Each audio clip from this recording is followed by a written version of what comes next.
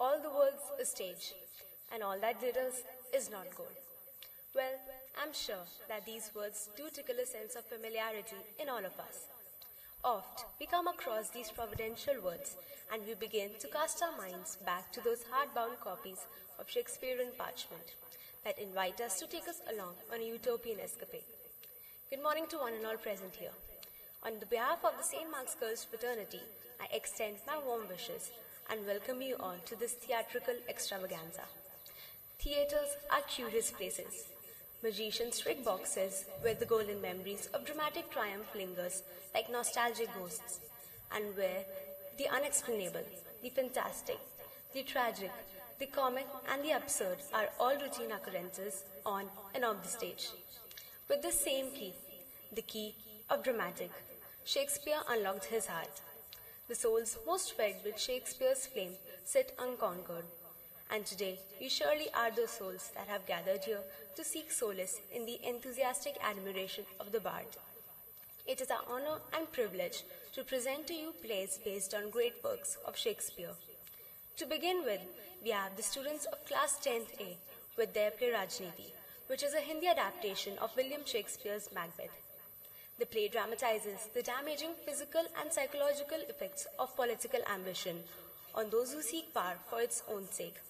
Come, let's together undertake this beautiful sojourn.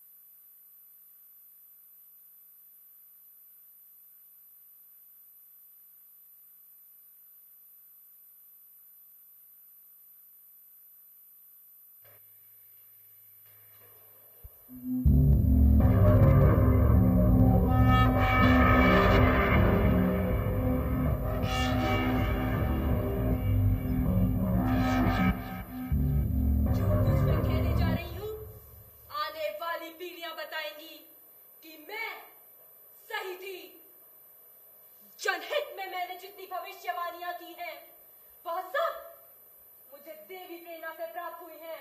हाँ, देवी प्रेरणा से प्राप्त हुई है। यह देश अनेक त्रासदियों को झेलने वाला है। यह वही समय है जब भारतीय नेता झूठे वादों और खतरनाक इरादों से देश को लूटना ही नहीं बल्कि तोड़ना चाहते हैं। हाँ, तोड़ना चाहते हैं। सच्चाई ही बेईमानी है और बेईमानी ही सच्चाई है। सच्चाई ही बेईमानी है और बेईमानी ही सच्चाई है। सच्चाई ही बेईमानी है और बेईमानी ही सच्चाई है।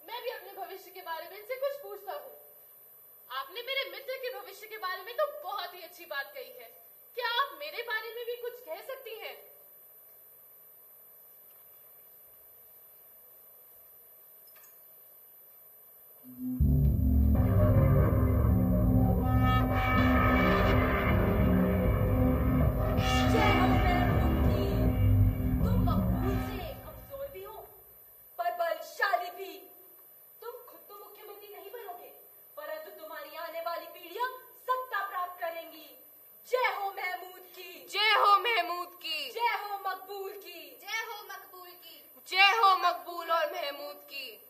जय हो मकबूल और महमूद की। जय हो मकबूल और महमूद की। क्या जो कुछ भी अभी हुआ, क्या वो सत्य था या हम दोनों स्वप्न देख रहे थे? शायद अगर वह सत्य हुआ तो तुम्हारे बच्चे राज करेंगे। तुम खुद राज करोगे। कौन है? जय हो नए विधायक मकबूल की। नेताजी ने मुझे ये कहने के लिए भेजा कि आज से आप नए विधायक होंगे, क्योंकि आज सुबह ही पूर्व विधायक की दुर्घटना में मृत्यु हो गई थी। तुम जा सकते हो। असंभव, जैसा उन तीनों ने कहा था ठीक वैसा ही मुझे प्रतीत होता है कि शायद मैं मुख्यमंत्री बन सकता हूँ। अगर तुम ऐसा मानना चाहते हो तो ठीक है, परंतु मेरे ख्याल से तुम्हें उन पर विश्वास नहीं करना चाहिए, क्योंकि ऐसे लोग हमें कभी भी पूर्ण सत्य नहीं बताते और सदैव हमारे विनाश की ओर ले जाते हैं। बाकी तुम्हारी मर्जी।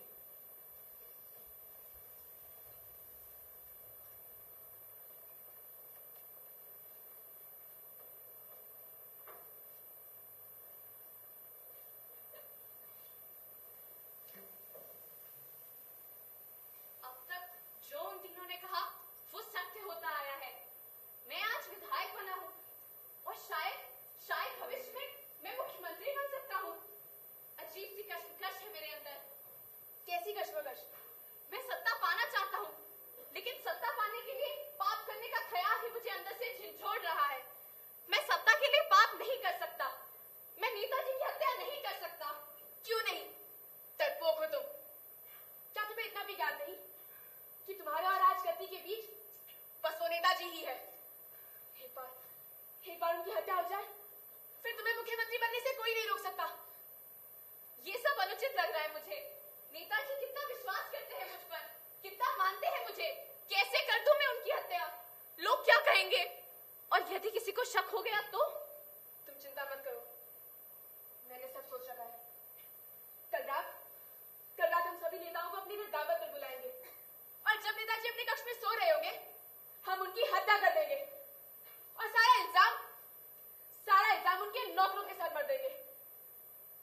कल की रात बहुत जरूरी है। कल की रात हमेशा के लिए हमारी जिंदगी बदल कर रख देगा। अब बस कल रात का इंतजार है।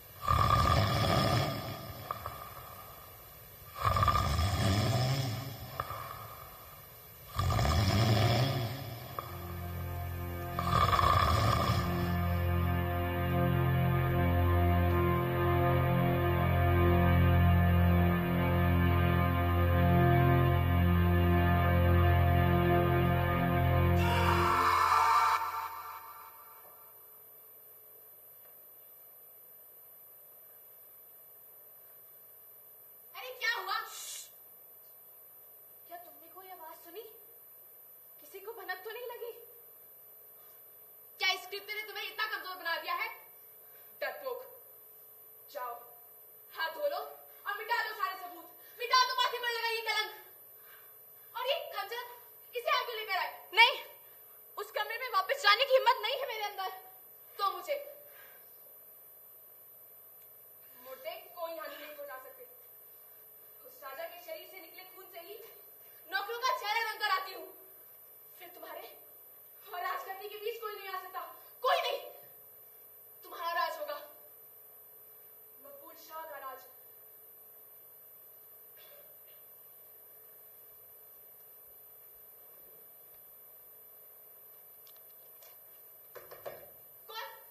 कौन है वहां? कौन हो सकता है? तुम घबराओ मत, मैं देखता हूँ। हाथ धो लो। अरे मसनवी तुम? अब मसनवी तुम? हम तो यूं ही घबरा गए थे। मतलब घबरा क्यों गए थे? मतलब कि तुम इतनी रात को? मैं नेताजी को देखने आया था। पता नहीं मेरा इधर तो क्यों घबरा रहा है। ऐसा लग रहा है कि कुछ बुरा होने वाला है। वैसे क्या वे सोए हुए हैं? कहाँ है नेताजी?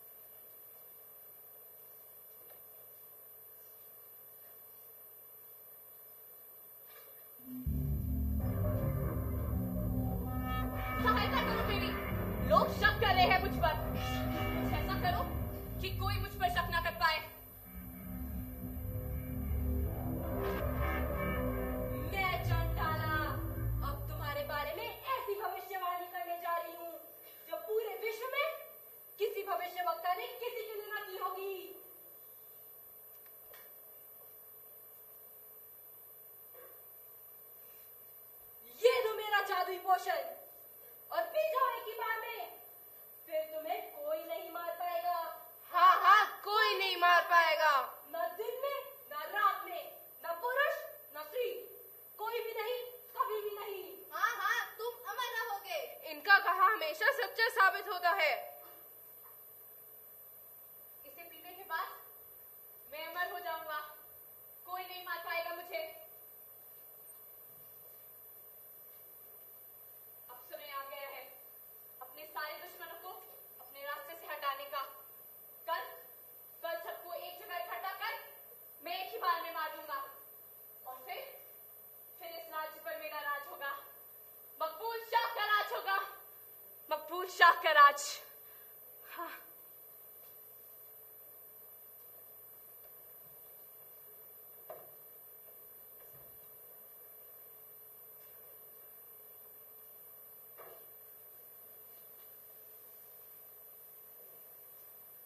सलाम वालेकुम मुख्यमंत्री जी। अस्सलाम वालेकुम। तुम सबको देखकर मेरा दिल बाग बाग हो गया। आओ बैठो, मैं अभी आया। इस दावत के पीछे मुझे जरूर मकबूल की कोई चाल छिपी हुई लगती है। तुम सही कह रहे हो, हमें सावधान रहना पड़ेगा। मुझे तो कुछ गड़बड़ लगती है।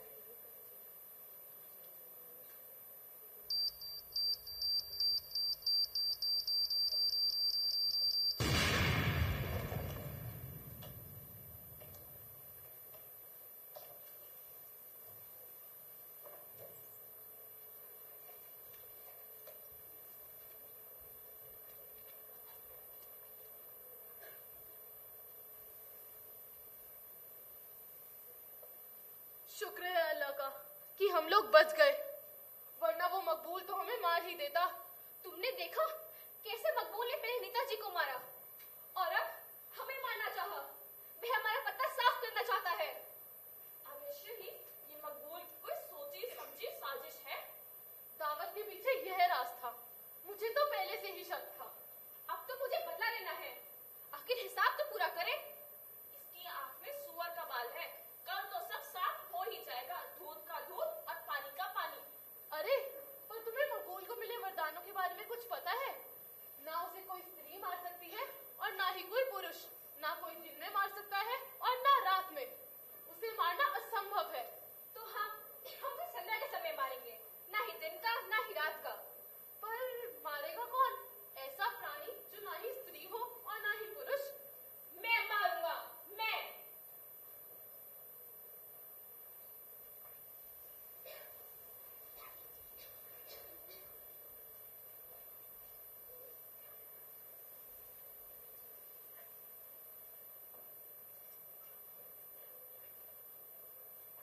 सलाम मुख्यमंत्री जी।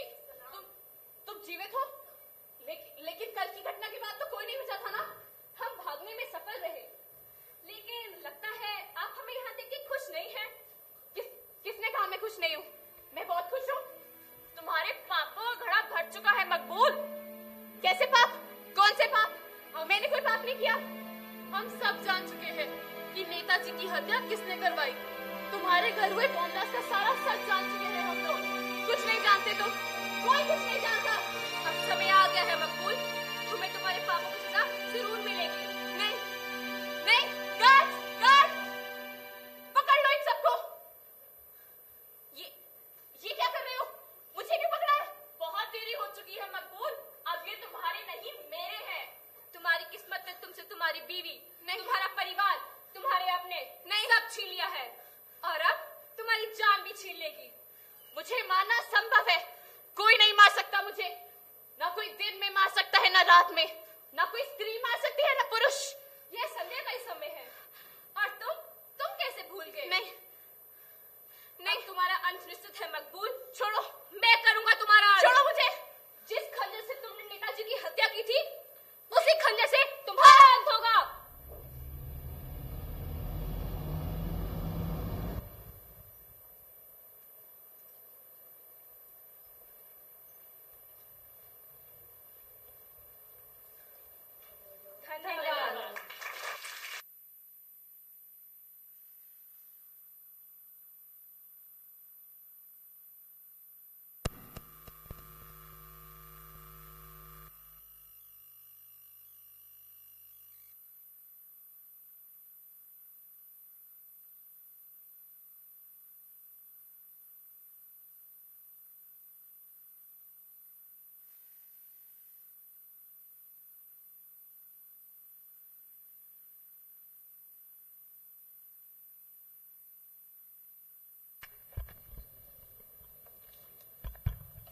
What a wonderful performance.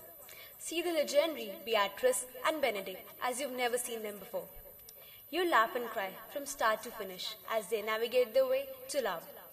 Brace yourselves for our next uproarious house party, Much Ado About Nothing, presented by Class 10th B.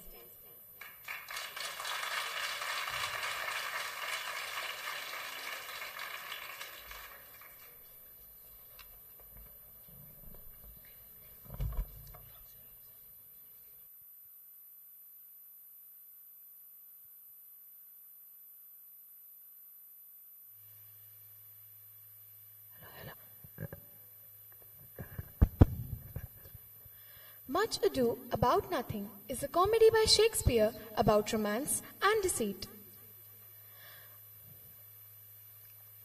The whole play takes place in Messina, Italy.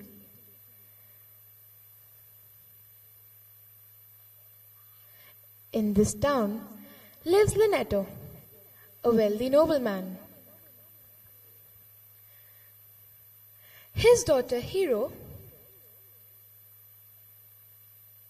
his brother Antonio, and his daughter Beatrice.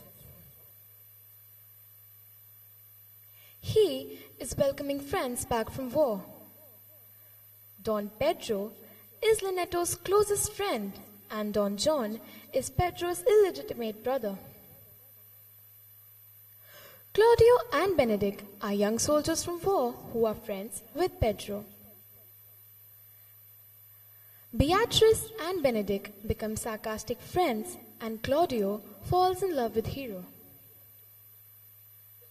Don John becomes jealous of Claudio and Hero and tries to spoil their relationship. In a mass dance party, Don Pedro is courting Hero, and eventually Claudio and Hero are going to marry. Meanwhile, Claudio and his friends decide to pass the time before marriage by trying to set up Benedict and Beatrice to fall in love.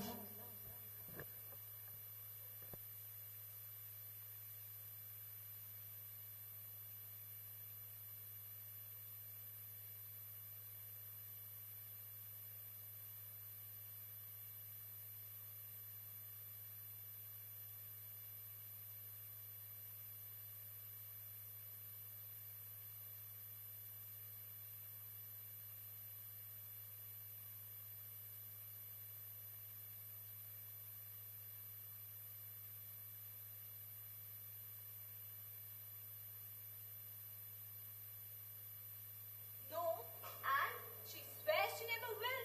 That's what driving her crazy. You know what? Once Beatrice wrote a letter and Hero saw it had Benedict and Beatrice written all over it. And then she falls down on her knees. She weeps, sobs, cries, pulls her hair, prays and curses. Oh, sweet Benedict, God give me patience. Oh, I wish she was in love with me instead. But I'm fond of Benedict too. I hope he realizes how poorly he's treating that good woman.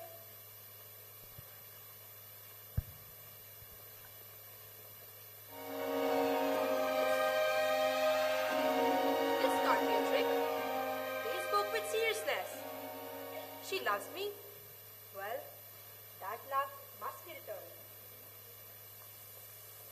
And there, Beatrice's friends, Hero, Margaret, and Ursula, also had similar plans.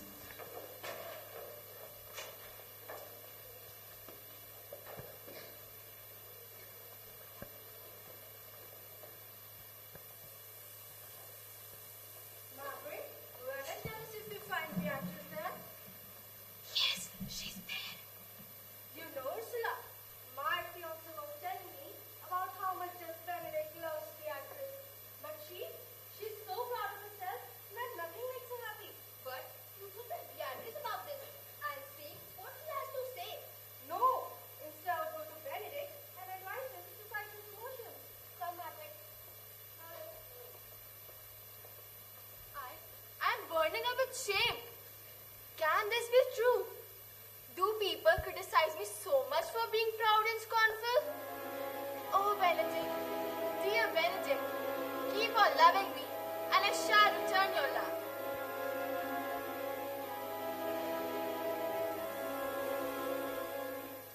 Here, Don John is trying hard for his plan to work.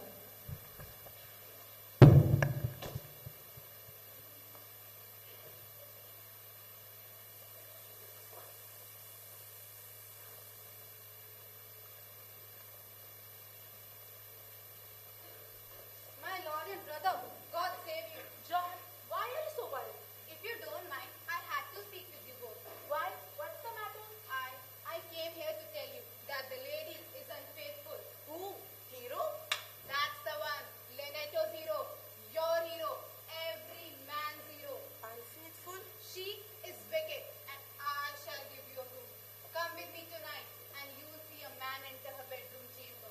Even tonight, the night before her wedding. Come.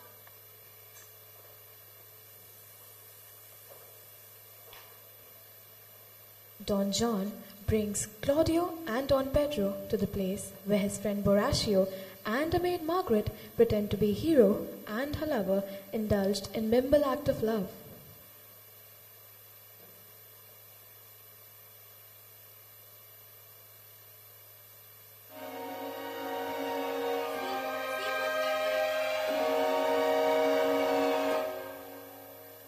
Claudio mistook Margaret for his supposedly perverse love interest, Hero, and becomes sad and feels cheated.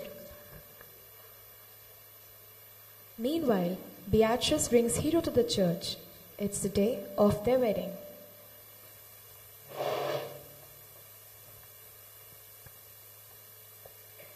All right, Friar, to a simple ceremony and end this wedding business.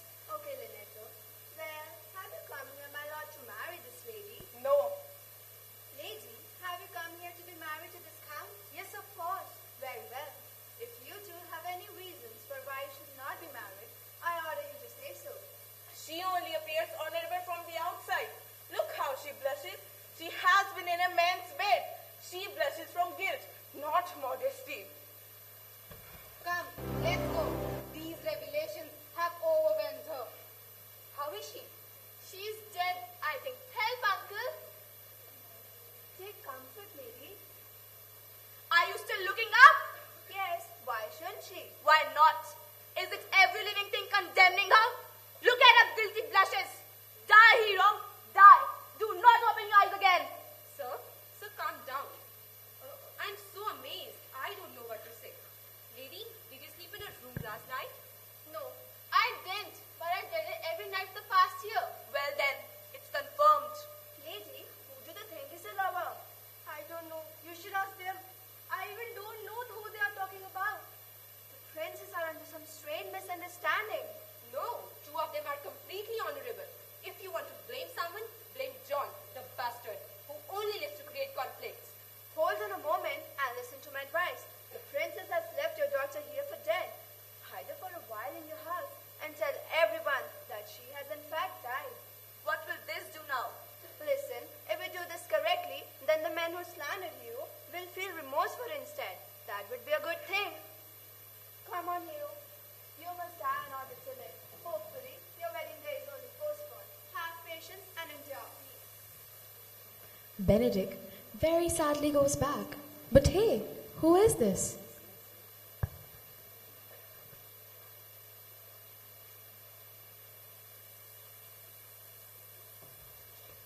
Hey, Conrad, see what I do.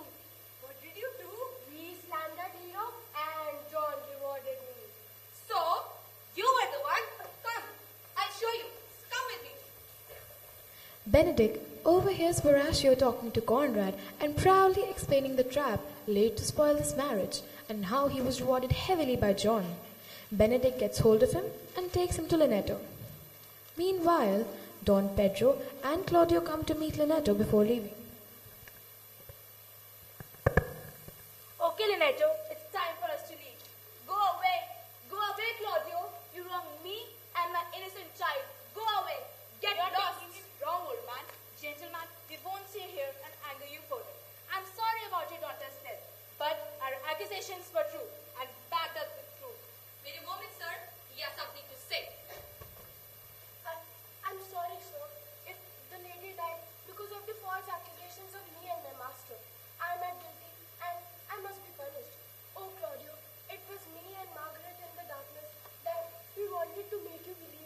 hero is ungrateful. Lord Leonardo, punish me. Benedict, take him away. Lord, I don't know how to ask you for your forgiveness, but I have to say something. Choose your revenge. Punish me through any means you devise, though I sin by mistake. I cannot ask you both to make my daughter live. That's impossible. But I want you both to tell every person of Messina that my child was innocent till the day she lived. And if you really want to take my revenge, come to the church tomorrow and marry my brother's daughter. Oh, your overwhelming kindness makes me weep. I accept your offer and put my future in your hands. All right, let's go. Leonardo, Benedict, Beatrice, Margaret, Ursula, Friar Francis, and Hero enter the church.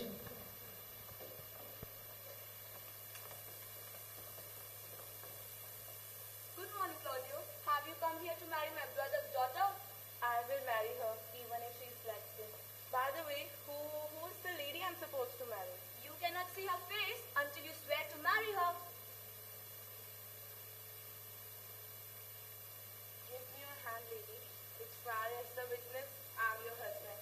If you want me, When I lived, I was your other wife. And now, when you loved me, you are my other husband. it's another hero. That ain't right. I'm the one. One hero died when she was slandered, but I'm alive. I can confirm that all these shocking things are in fact true. After the wedding ceremony, I'll tell you all about which from you is dead. Wait a moment, Friar. Which one of you is Beatrice? I am. What do you want? Beatrice, do you love me? Yes, I do. Well, I'm glad that everything has been sorted out. Good morning to all these lovely people. Good morning, Pedro. After all, everything has been sorted out. We should dance. We'll dance after the wedding. My lord, your brother John was caught by armed soldiers and he's dead. He's been brought back to Messina. Leave him till tomorrow. I'll think of some awful punishment for him. Play on, musicians.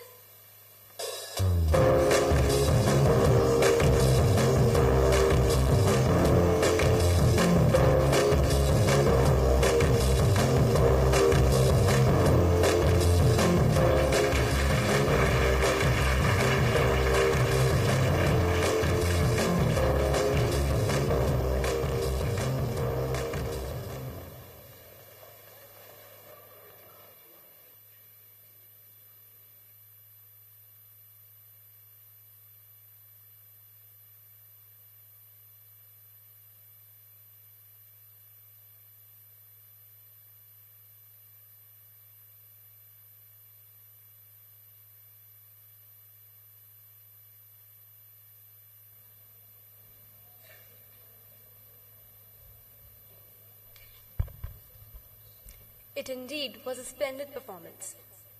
Twelfth Night is a tale of unrequited love, hilarious and heartbreaking.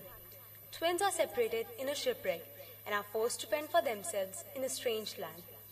Class 10C attempts to tackle Shakespeare's greatest comedy, a brilliantly bittersweet account of cross-dressing, shipwreck surviving, and a poetry-loving girl who finds herself at the center of a not-so-average love triangle.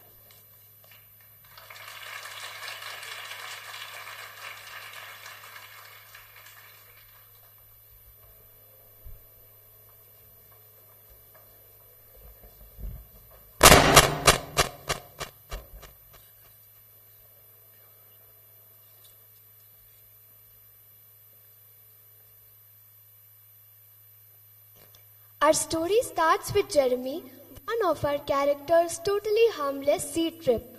Little did he know that this particular trip would trigger the coming of a series of confusing and amusing events.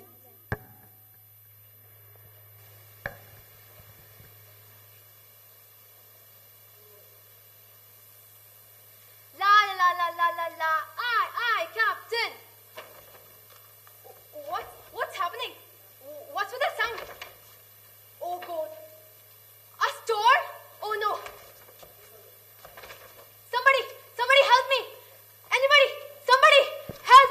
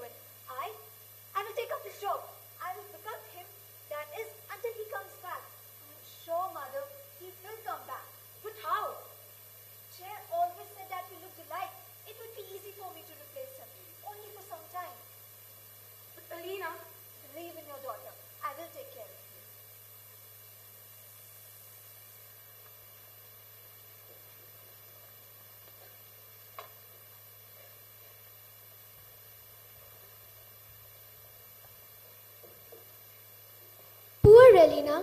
The news of her missing brother broke her heart. However, she had to remain strong. So for the sake of her mother, she decided to take place of her brother. That is when her life took a dramatic twist, for things were about to get more complicated than ever. Elena replaces her brother. Her boss is Damon, and he has two crazy sidekicks, Andrew and Antonio. Is what you say true, Antonio? Absolutely. Right, Andrew? Of course. That guy, what's his name? Jeremy? Yeah, Jeremy. He has been exceptionally popular among the female employees. He is always surrounded by them. What a lucky guy. Since when? No idea. A few days ago, he turned up looking all skinny and short. He must not have been eating well. After all, his family has all sorts of financial problems. That's fine, but why are you telling all this to me? What am I supposed to do about it? You don't have to do anything, boss.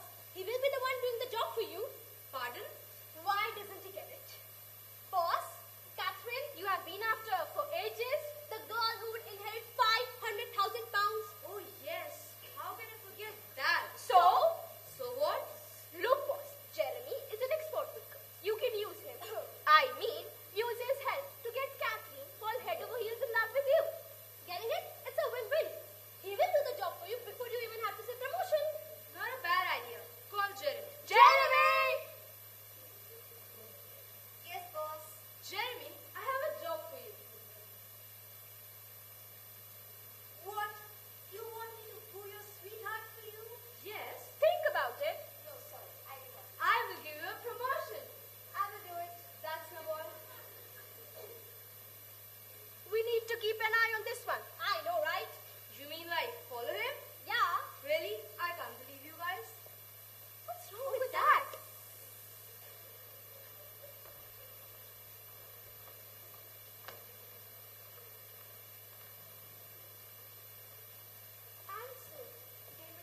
Antonio and Andrew, who happen to be his sidekicks, advice and sends Jeremy, who is actually Elena, on the mission to woo Catherine.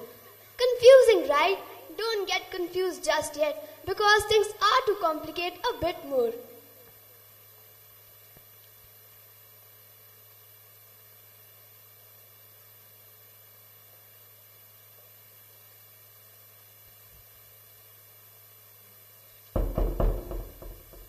Who is it?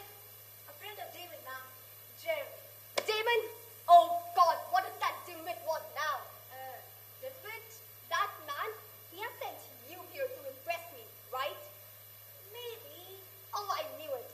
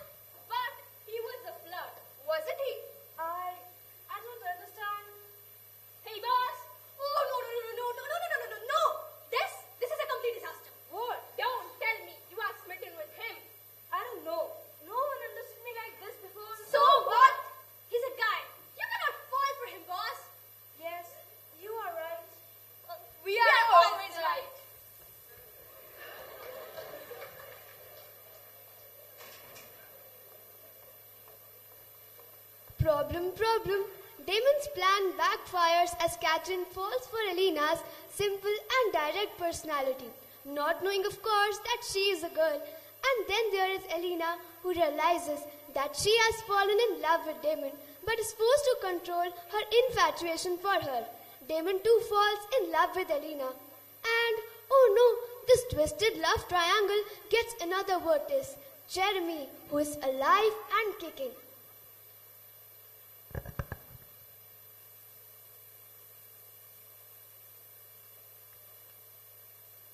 I'm alive. I'm alive. Wait a minute. Look at that gorgeous face. Anyways, I'm alive. But how is that possible? I remember a storm. I remember that my boat sunk. I remember drowning. And holy crabs! Mama and Elena! I need to find them. I'm sure they weren't. Young, handsome, talented, perfect Jeremy. Oh, shut up! Holy moly. Who said that? Anyways, I'm sure they weren't. I'm sure they're starving. I'm sure Elena became so distraught, she started taking drugs. And my Asian mom remarried a drunken idiot. Oh no. I need to find them. Don't worry, my sweet sister. Your brother is coming.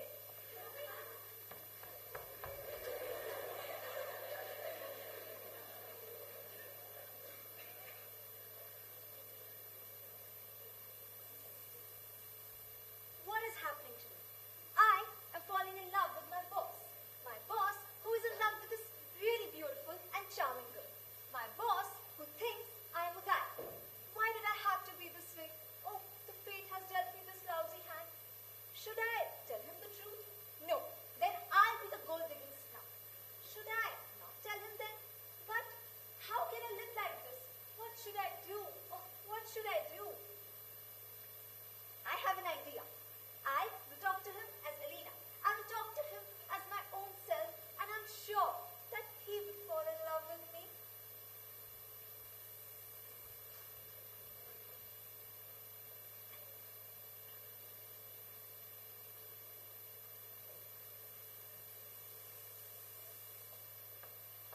Home. Jeremy! And who might you be, miss? Please don't joke around, Jer. I have something to tell you.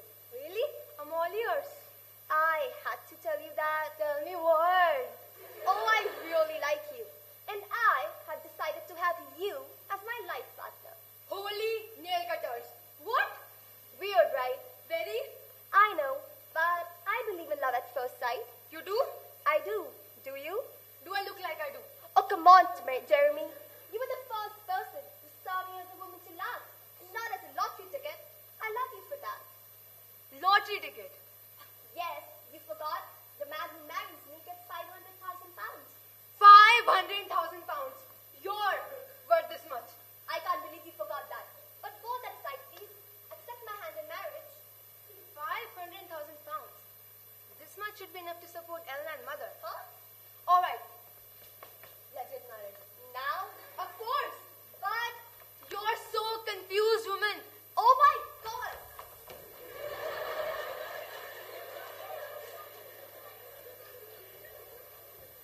Jeremy decides to marry a girl whom he just met out of his need for money, but his action causes great havoc in the lives of some people. On the other hand, Elena decides to show her feminine side to the man she loves.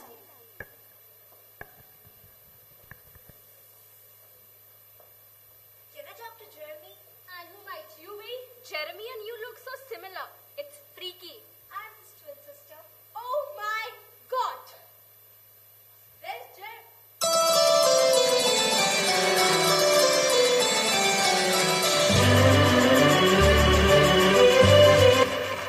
Boss! Where's Jeremy? We don't know, but we have a happy replacement. His twin sister. Hi, I'm Elena. You both look so similar. Anyways, I needed a report quite urgently. Where's your brother? I'm myself looking for him. You know, we're late for the opera. You like opera? I love opera. I happen to have an extra ticket. Do you feel like going?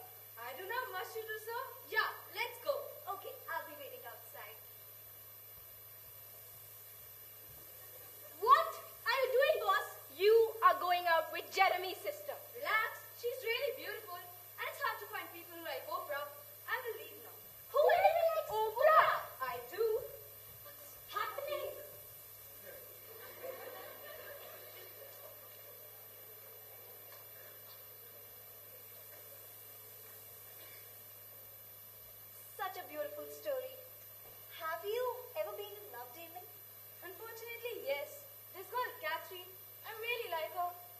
doesn't love me at all.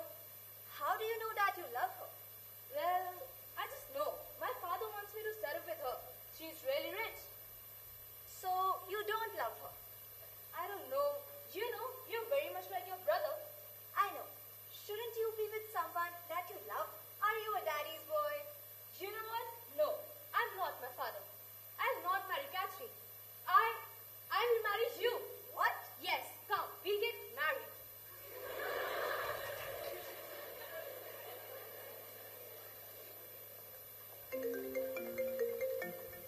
Oopsie whoopsie.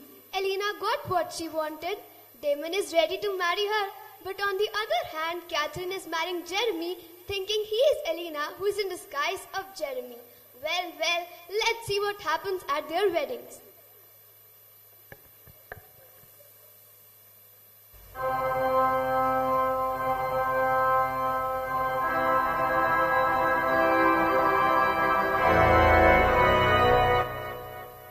Oh, this is so perfect. We are finally getting married. You treated me so well, like a queen. You're not after my money, but after me. Yeah, sure. You're the best thing that has ever happened to me, Catherine. I'm so glad I ran into you. Not in something full of money. What? Nothing, darling. Oh, that David. He played a nice Cupid for us, didn't he? Father, shall we get started? Yes, we are here for the union of... Wait, marry us first. Sorry, boss. Hold on. Jeremy, is that you? Yes. Oh, stranger. Oh, my. Jeremy? Elena. Oh, brother. Oh, we thought you were dead. Oh, this is a miracle. Hello, brother. Hold on. How's mother? Did she remarry? Are you on drugs? Are you drunk? No, brother, I'm fine. What is happening around here? Have I gone insane or you have? And what do you mean by dead? I'll tell you the truth. Jeremy had gone on this stupid sea adventure, and we all got to know about his boat sinking. So we all assumed him to be dead. Holy cabbages, you did not. Anyway, so without him, we were destroyed. He was the sole earner in our family. So I decided to replace him at his job. And that's where I met you, David. And I fell in love with you. I'm sorry for what happened. But I sincerely don't know what happened between Catherine and Jeremy. Well, I ran into her and she went all crazy about wanting to marry me. Then I realized it's hard to find beauties like her. Rare specimens they are. I fell in love. And now as you can clearly see, we're getting married. Frankly, I don't care. I have never met anyone quite like you, Jeremy. And yeah, you're poor, but then you're so handsome. We all got to compromise. I don't get it. That's just because you're dumb.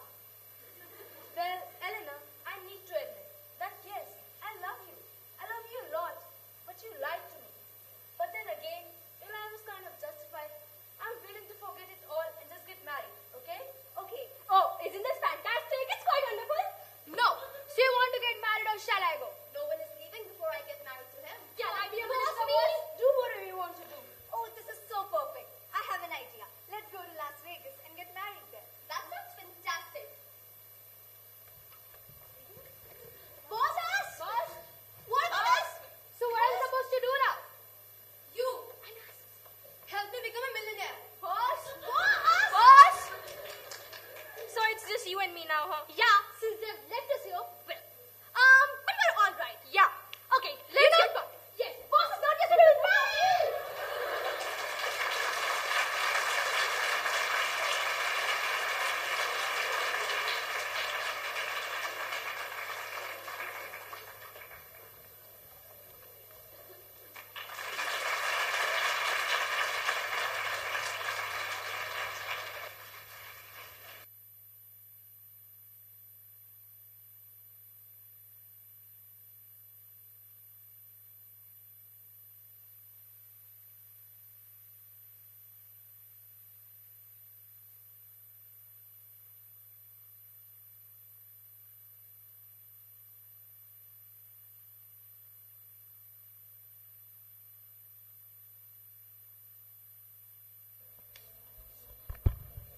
Can we have a huge round of applause for all our performers?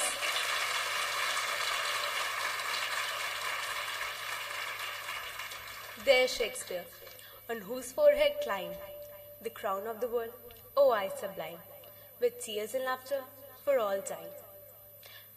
Although Shakespeare's magic could not be copied, it was our humble attempt to bring to fore his grandeur, and I hope we did justice to the bard. With this, I would like our principal, Ms. Sheena Kalinga ma'am, to address the gathering with a few words.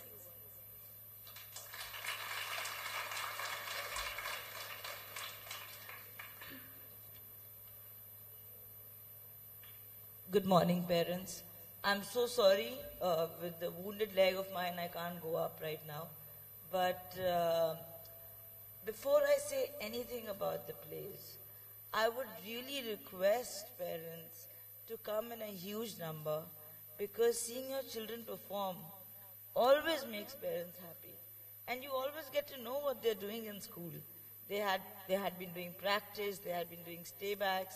So had more number of parents come, the better it would have been for the children, the performers.